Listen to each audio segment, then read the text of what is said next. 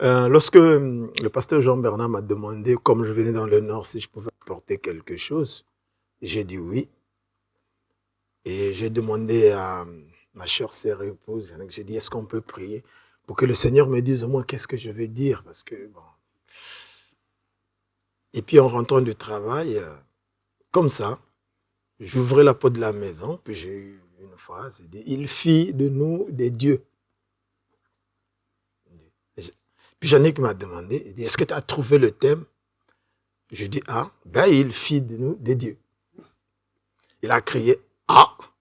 J'ai dit, oui, je comprends, c'est un sujet très complexe, mais que le Seigneur m'aide à apporter ce que je dois apporter, et que je pense que s'il a mis ça dans mon cœur, c'est que c'est utile. Alors, Jésus avait prié avant de partir. Je prends une partie des versets, donc dans Jean 17, les versets 16-17, il dit, « Ils ne sont pas du monde comme moi je ne suis pas du monde.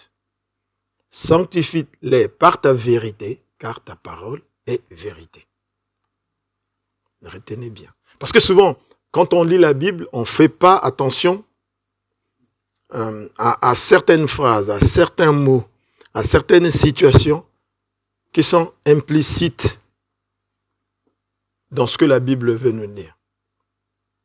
Nous ne sommes pas du monde. Nous sommes dans le monde. Mais Jésus dit, nous ne sommes pas du monde. Donc nous sommes d'où? La question peut se poser.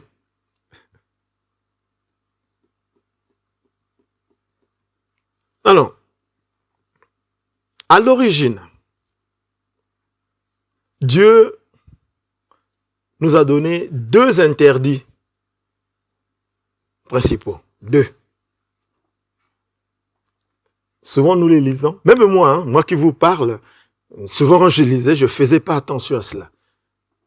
On parle du péché, on parle de ne pas manger de fruits, on parle de tout. Mais quand nous lisons bien entre les lignes, le premier interdit que Dieu nous a donné, c'est la connaissance du bien et du mal. Il nous a tout donné. Mais il a dit, l'homme ne doit pas connaître le bien et le mal. Parce que le jour qu'il connaîtra le bien et le mal, il mourra. C'est écrit dans la Bible.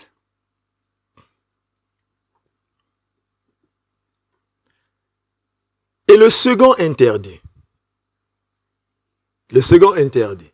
après la chute, Dieu s'est dit, eh bien, je vais empêcher l'homme d'aller manger le fruit de l'arbre de la connaissance du bien et du mal. Parce que sinon, il sera comme nous. Donc, positionnons-nous. Dieu dit, créons l'homme à notre image, à notre ressemblance. Et puis plus loin, il vient et dit, ah non, il ne faut pas qu'il soit comme nous.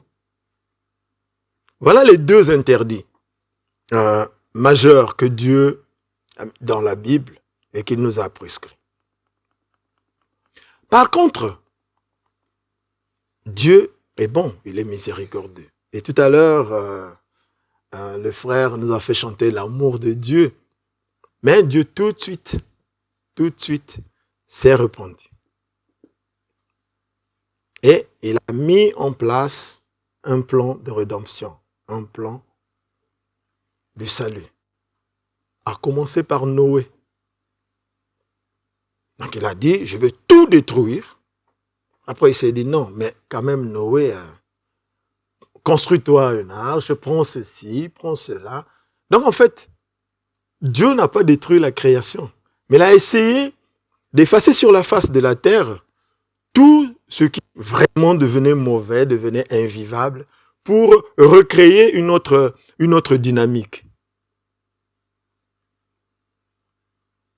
Et c'est là toute la signification aussi du salut. Parce que je pense que nous ne percevons pas bien le salut, c'est quoi. En termes plus simples, le salut, eh bien, c'est recouvrir, retrouver notre statut de divinité. C'est ça le salut. Donc, une démarche pour retrouver notre divinité. Et nous verrons bien que la Bible le dit bien, que nous sommes des dieux. Attention, je ne suis pas en train de dire que nous sommes l'égal de Dieu. Je ne suis pas en train de dire ça.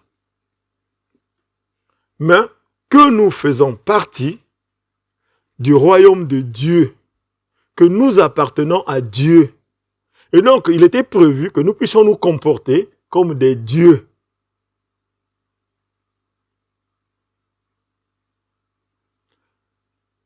Paul le dit très bien dans les évangiles. Il dit, je ne fais pas le bien que je veux faire, mais je fais le mal que je fais. Parce que nous avons été perturbés par la connaissance du bien et du mal. Et Dieu l'avait prévu, l'avait dit non, il ne faut pas qu'il accède à ça, pour qu'il se comporte toujours dans la lumière. Nous,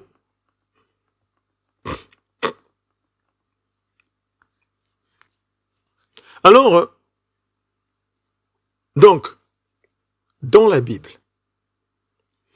nous apprend beaucoup de choses. La Bible nous apprend beaucoup de choses. Et ça aussi, nous ne faisons pas attention.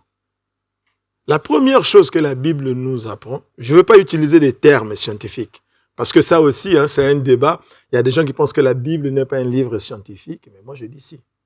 C'est la mère des sciences. Parce qu'on trouve tout dans la Bible. Et je ne veux pas employer des termes comme bibliologie, eschatologie, christologie, non, c'est pour que nous puissions nous comprendre. Mais la première chose que la Bible nous apprend, c'est la parole de Dieu. Donc, à connaître la parole de Dieu. Il n'y a pas un autre endroit où nous pouvons connaître la parole de Dieu. La deuxième chose que la Bible nous apprend, c'est chercher à connaître Dieu lui-même. La Bible nous apprend aussi à connaître le Christ, l'Église, les anges, l'Esprit Saint, l'homme, Satan, le péché, le salut et les temps derniers. Ce sont les domaines résumés que la Bible nous apprend. Mais tous ces domaines ne peuvent pas être maîtrisés si nous n'avons pas une bonne connaissance de qui est Dieu. La connaissance de Dieu nous conduit dans ces méandres compliqués avec les expériences que nous faisons chaque jour. Ce n'est pas de l'imagination, mais c'est quelque chose de pratique à connaître qui est Dieu et à modifier notre appréciation des situations. Nous voyons que lorsque on apprend au fur et à mesure à connaître Dieu, on rentre dans l'intimité de Dieu. On arrive à un point où on peut dialoguer avec Dieu. On arrive à un point où on a une autre appréciation, par exemple des épreuves.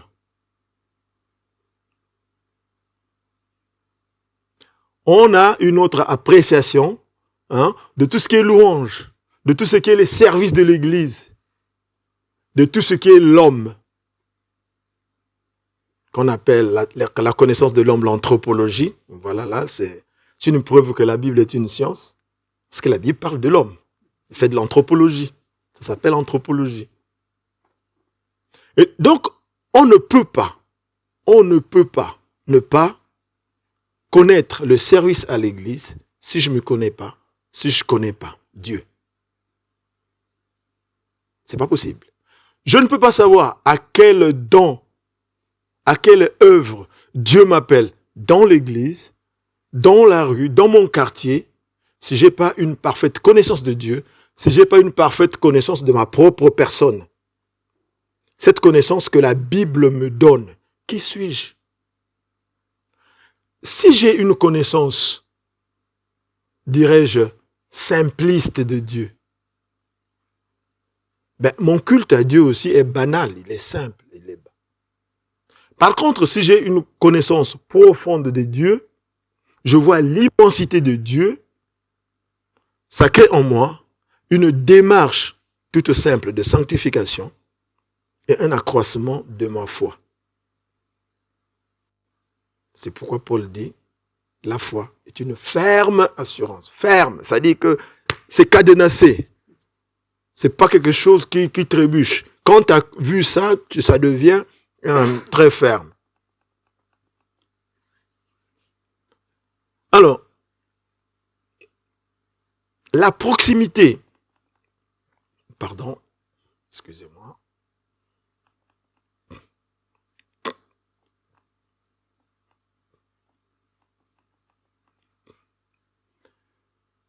La proximité avec Dieu que nous avons rompu et que Jésus restaure ne fait pas une barrière. C'est-à-dire que la présence de Jésus ne fait pas une barrière entre Dieu et nous. Au contraire, il nous ouvre le chemin. C'est pourquoi le voile s'est déchiré. C'est pourquoi Jésus lui-même déclare, je suis le chemin, la vérité, la vie. Parce qu'il n'y a aucun nom, autre nom, il n'y a aucun autre chemin par lequel vous pouvez passer pour repartir vers Dieu. Donc pour que vous soyez à côté de Dieu. Et Jésus lui-même dans sa prière le dit. Nous voyons au verset 12 du chapitre 17 de Jean, il dit ceci.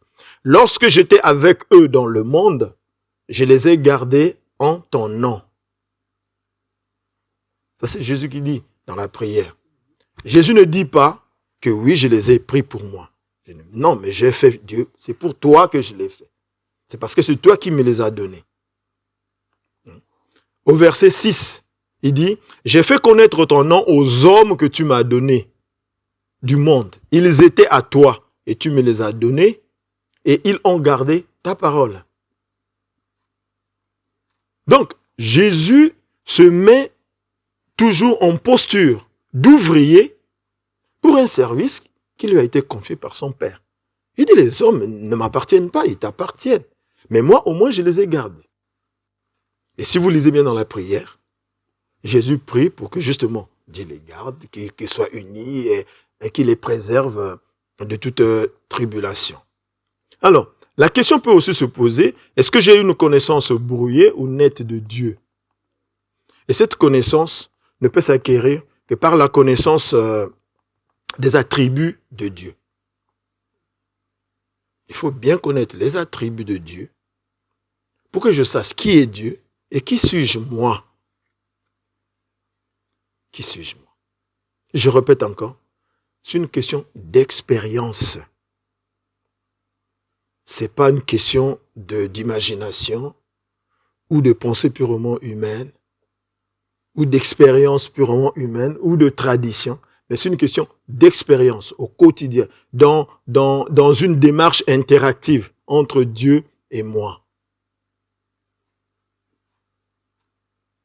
Je me souviens, je ne sais pas si j'ai déjà raconté cette histoire, je me souviens, quand j'étais en Afrique, une fois, je me suis habillé, mais j'étais habillé en costard et tout, je partais à une fête. Je sors de chez moi, Dieu me dit, bon, pour moi c'est Dieu qui m'a dit, mais une parole est venue en moi, va rendre visite à la sœur. En fait, il y avait une ado, souvent en Afrique c'est comme ça, hein, de tante connaît mieux, ils vendent des petits trucs dans la rue, des fruits, des cacahuètes pour se faire un peu d'argent. Et moi j'allais souvent manger mes cacahuètes auprès d'eux. Et Dieu me dit, ben va voir la sœur. Et je passe à l'endroit où elle vendait les cacahuètes, elle n'était pas. Et comme elle habitait d'une rue après, eh ben, je suis parti chez elle. Je ne l'ai pas vue, mais sa sœur est sortie vers moi. J'ai dit, ben où est ta sœur? Pourquoi elle n'a pas vendu les cacahuètes? Moi, je voulais manger les cacahuètes avant de partir. Elle me dit, voilà, elle est dans la maison, ben, son enfant est en train de mourir. Son enfant est en train de mourir. C'est quoi cette histoire? Mais j'étais là, je partais. Il avait plu. Et pour ceux qui ont été en Afrique, ils connaissent, il y avait la boue partout. Et alors je dis, eh ben, fais-la sortir. Et elle sort avec l'enfant dans ses bras en pleurant. Dieu a mis en moi une seule chose. Prends cet enfant dans tes bras. Je n'ai pas douté un seul instant. Je n'ai pas douté un seul instant. Mais je me sentais gêné parce que j'ai dit, mais vraiment, il y a la boue là, est-ce que je vais m'agenouiller dans la boue? Je suis bien habillé. Pas grave. J'ai pris l'enfant dans mes bras, je me suis agenouillé, je dis, Seigneur, que ta volonté se fasse. Tout de suite, l'enfant s'est mis à pleurer. Le bébé s'est mis à pleurer, je l'ai remis l'enfant. J'ai dit, bon, voilà. Je suis reparti à la maison, je me suis changé, et puis je suis parti à la fête. Le lendemain, je suis revenu, je venais voir si l'enfant, si l'enfant se portait bien, s'il était bien. Il n'était pas là, il était sorti, et c'est son oncle qui me reçoit. J'ai dit non, mais je suis venu voir, j'oublie même son nom, mais je suis venu la voir. Et il me dit, mais pourquoi tu viens la voir? J'ai dit non, parce que je sais que son enfant était malade, bon, je veux voir, c'est tout. Et puis il me dit, c'est toi qui prie à l'église évangélique, là, tout où ça, là? Parce que l'église n'était pas non loin non plus de là où j'habitais. Hein. J'ai dit oui, je prie à l'église évangélique à côté. Il me dit, on ne veut plus te voir ici. Son père a dit, on ne veut plus te voir ici, il ne faut plus venir ici. Je dis oui, c'est pas grave. Merci. En tant qu'Africain, j'avais compris ce qui se passait. J'avais compris ce qui se passait. Alors, donc voilà un peu, cette proximité avec Dieu m'a conduit vers une mission, une œuvre que Dieu voulait accomplir. Et c'est comme ça que ça se passe dans notre vie chrétienne. Et au fur et à mesure que nous avançons, que nous vivons des situations, nous apprenons à connaître Dieu et nous avons de l'assurance. La gloire de Dieu, et Proverbe le dit, Proverbe 25, 2, la gloire de Dieu est de cacher les choses. Donc Dieu ne peut pas tout nous dire non plus. Mais lorsque nous nous approchons de lui, parce qu'il voit tout ce que nous faisons, nous allons le voir.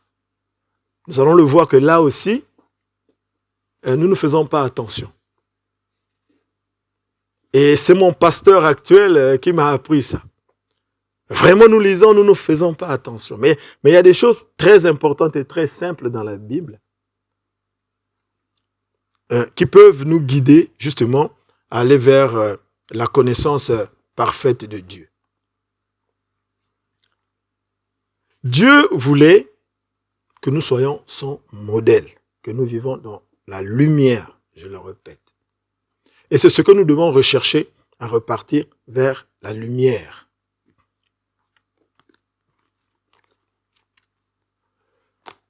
Voilà ce que Dieu dit. Nous lisons, on va lire le psaume. Hein? Le psaume 82, pour ceux qui ont des Bibles, ils peuvent les ouvrir. Psaume 82.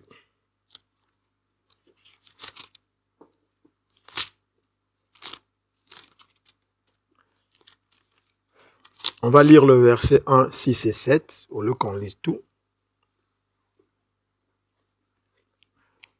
Alors, le verset 1 dit, Dieu s'éteint dans l'assemblée de Dieu. Le verset 6, il dit, j'avais dit que vous êtes des dieux. Vous êtes tous des fils du Très-Haut. Cependant, vous mourrez comme des hommes.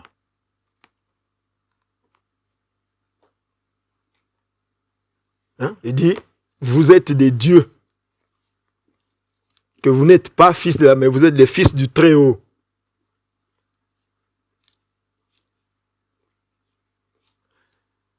Et si nous allons au psaume 36, on va lire le verset 10.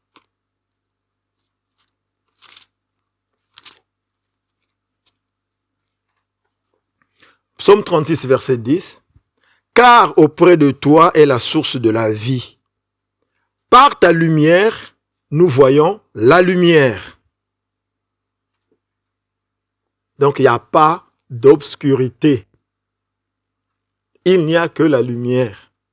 Par la lumière de Dieu, nous voyons que la lumière. Ça veut dire que tout ce que Dieu va éclairer, tout ce que Dieu va montrer, tout ce que Dieu va me dire, c'est bon pour moi.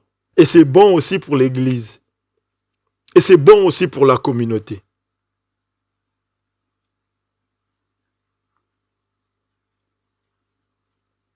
Et nous pouvons aller dans Ésaïe 5.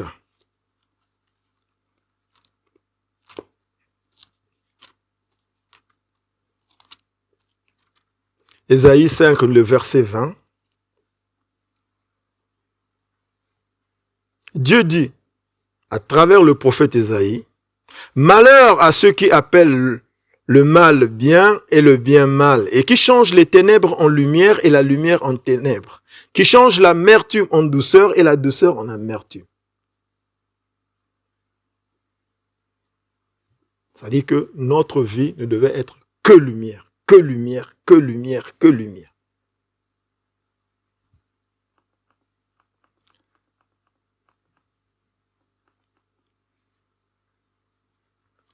Alors, pour conclure, mon culte à Dieu doit tendre vers la réappropriation de ma divinité. Et seul mon zèle à connaître qui est Dieu va faire que je puisse comprendre Dieu.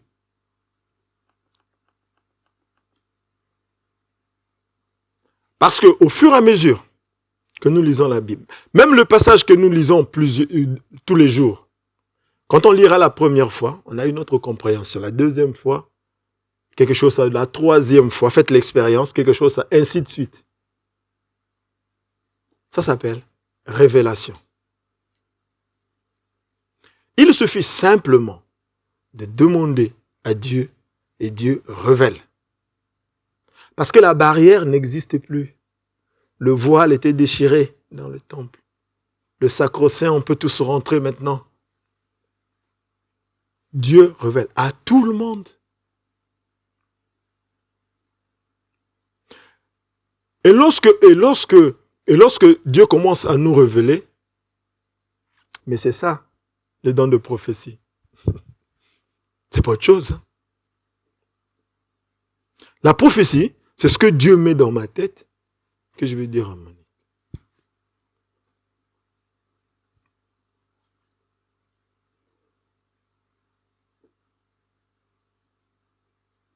Quand j'ai dit à ma sœur là-bas, j'ai dit, ne t'en fais pas, la danse, tu vas gagner. Hein. Parce que je présentais. Oh, c'est dur, tu vas gagner, t'en fais pas. C'est ce que Dieu avait mis en mon cœur.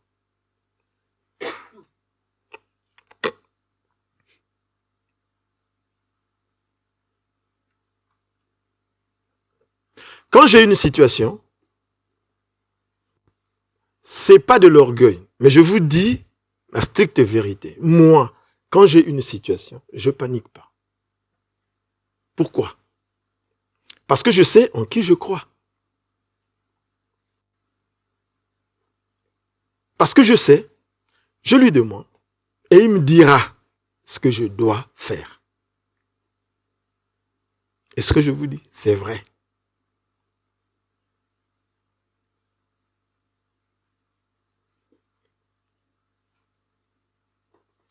Une fois Déo, quand elle est à l'école de commerce, elle est venue me voir. Elle me dit, oh papa, moi l'examen, de machin m'a donné un devoir, machin. J'ai dit, ok. J'ai dit, c'est un devoir, oui. Elle dit, bon, d'accord. J'ai dit, écoute, on en parlera dans 2 jours. Mais qu'est-ce que moi j'ai fait? Je suis allé vers Dieu. Je dis, mais Dieu, qu'est-ce que je vais lui dire? Moi, je n'ai pas fait des études du commerce. Moi, je ne connais pas ce que c'est. Tu vois? Et il y a un mot qui est venu en moi, SWOT. SWOT, c'est un système d'études de faiblesse, machin et tout. Il dit, svot. J'ai dit à Dieu, mais pourquoi je t'embête? Fais le svot. Il m'a regardé, il m'a dit, mais comment tu connais ça? Tu n'as pas fait des études commerciales. J'ai dit, non, c'est ce que j'ai à cœur, c'est ce que je t'ai dit. Et il l'a fait. Et il a eu son examen. Mais je vous jure, je ne connais rien du commerce. Je n'ai jamais fait des études du commerce. Jamais. Moi, j'ai fait des études forestières. Je connais les arbres, ça on peut en parler. Je connais la forêt, les animaux, les insectes, tout ça on peut en parler. La biologie, ça on peut en parler. Mais comment ça, je connais rien. Je connais rien.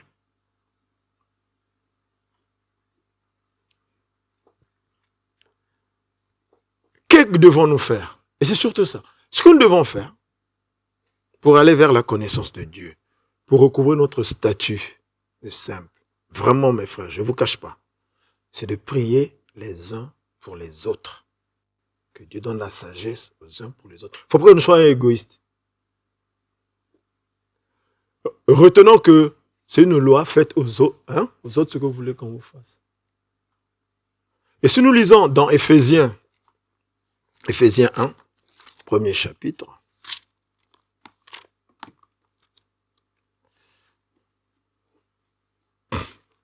bon, excusez-moi, ça c'est la Bible de mamie, moi je n'ai pas la mienne, mais ça va aller et je m'en sors quand même à recherche. Éphésiens 1, on lit du verset 13 au verset 17. Voilà ce qui est écrit.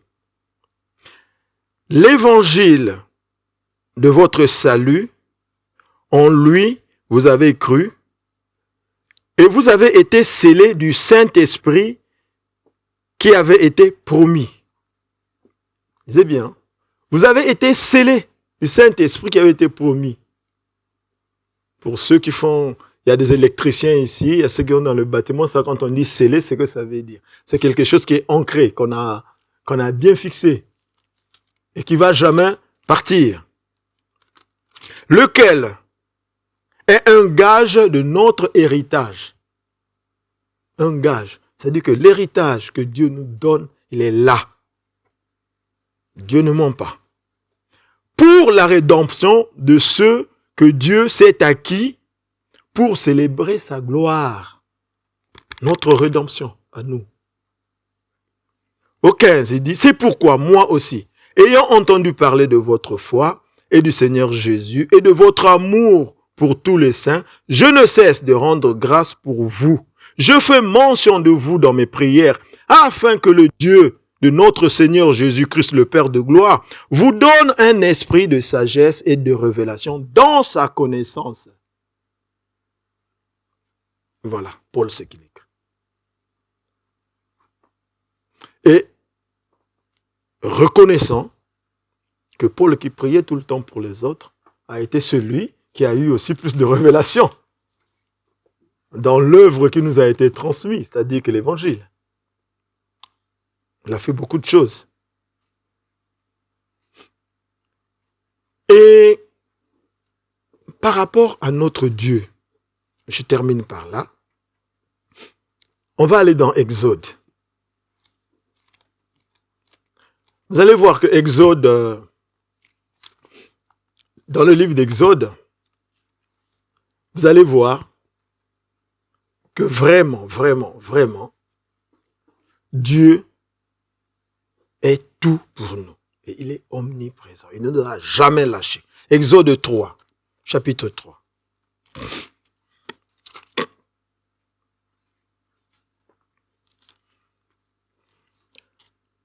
On va d'abord lire au verset 7.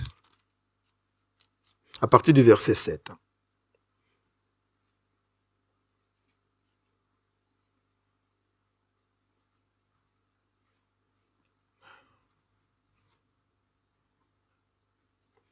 Pardon, excusez-moi. Je ne suis pas sur Exode, c'est sur Nombre. À partir du verset 7. Voilà ce que dit l'Éternel à Moïse. L'Éternel dit, j'ai vu la souffrance de mon peuple qui est en Égypte. Et j'ai entendu les cris qui font pousser ses oppresseurs, car je connais ses douleurs. Je suis descendu pour les délivrer de la main des Égyptiens et pour les faire monter dans ce pays, dans un bon et vaste pays, dans un pays où coule le lait et le miel, dans le lieu qu'habite, il cite tout ce qui habite là-bas. Et il dit à Moïse, maintenant va. Je t'enverrai auprès de Pharaon et tu feras sortir d'Égypte mon peuple, les enfants d'Israël. Moi, Dieu, je suis allé vers Pharaon pour faire sortir d'Égypte les enfants d'Israël. Dieu dit, je serai avec toi et ceci sera pour toi le signe que c'est moi qui t'envoie. Quand tu auras fait sortir d'Égypte le peuple, vous servirez Dieu sur cette montagne. Alors, donc, qu'est-ce qu'on entend là? Dieu dit, j'ai vu la souffrance. Ça veut dire que Dieu voit. Il dit, j'ai entendu les cris de mon peuple. Ça veut dire qu'il nous entend. Il dit, je connais les douleurs de mon peuple. Ça veut dire qu'il nous connaît, tels que nous sommes. Il voit ce que nous faisons au travail, à la maison, partout. Je suis descendu, donc je viens vers toi. Donc il ne reste pas là, mais il dit, je suis descendu, donc je viens à tes côtés, pour être avec toi. Par contre, il dit aussi, c'est toi qui vas travailler. Donc Dieu travaille par nous. Il dit à Moïse, va. Dieu aurait pu aller voir le pharaon pour lui dire, toi, machin. Mais il dit, non, Moïse, toi, tu vas. Et moi, je serai avec toi.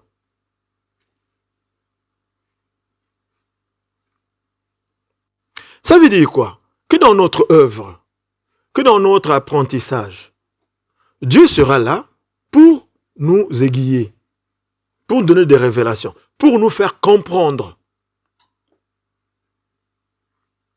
Et pour passer des expériences. Parce que ce sont les expériences qui vont servir aussi de témoignage. De témoignage.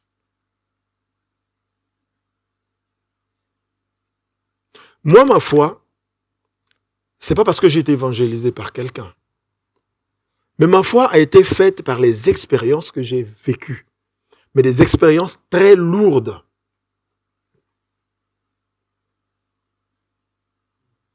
Très lourde, je vous dis, très lourde, tu vois.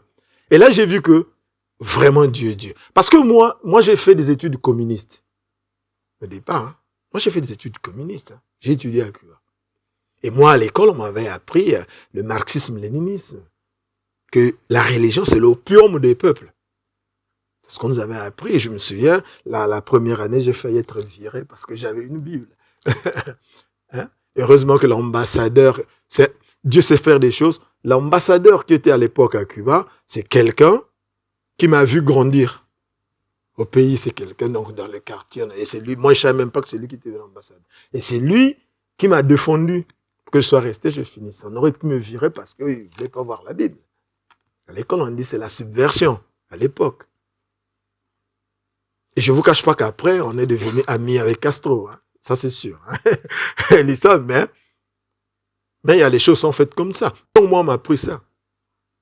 Mais après, j'ai eu des expériences. J'ai eu des expériences avec Dieu. J'ai vu que oui, non. Dieu reste Dieu. Il n'y a rien qui puisse. Oui.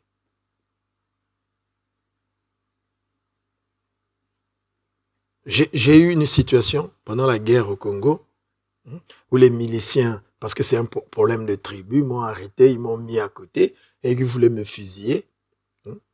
Et il était minuit, une voiture qui sortait je ne sais où, qui vient me délivrer pour me dire vas-y.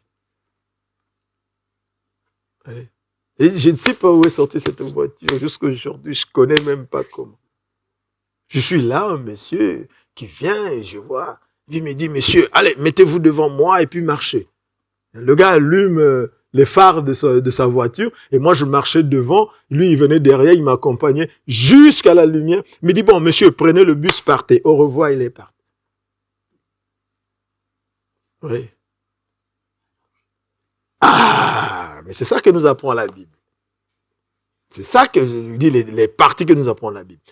Si nous avons une parfaite connaissance, nous cherchons une parfaite connaissance de Dieu, nous allons connaître qu'est-ce que l'Esprit, qu'est-ce que les anges, qu'est-ce que Satan, qu'est-ce que l'homme. Et ces derniers vont obéir à nous. Jésus n'a-t-il pas dit, si vous croyez à ce que je vous dis moi, vous ferez des choses plus grandes que je l'ai faites? N'a-t-il pas dit? Amen.